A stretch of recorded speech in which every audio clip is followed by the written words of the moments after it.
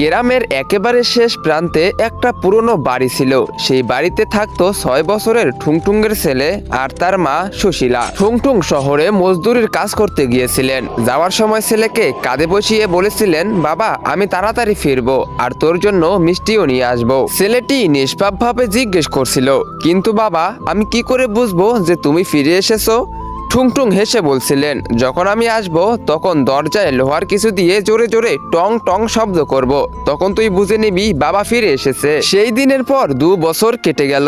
কোনো ফোন নেই, চিঠি নেই, খবর নেই, কিন্তু গ্রামবাসীরা মা আর ছেলেকে দেখলেই ফিসফিস করে বলতো, মনে হয় ঠুংঠুং আর কোনোদিনও ফিরবে না। বেচারা সুশীলা আর এই বাচ্চারা বড় অসহায়, কিন্তু ঠুংঠুংয়ের ছেলের বিশ্বাস ছিল যে তার বাবা অবশ্যই আসবে। তাই সে রোজ সন্ধ্যায় সূর্য ডুবলেই ঘরের বাইরে থালা আর একটা চামচ নিয়ে বসে আলতোভাবে বাজাতো।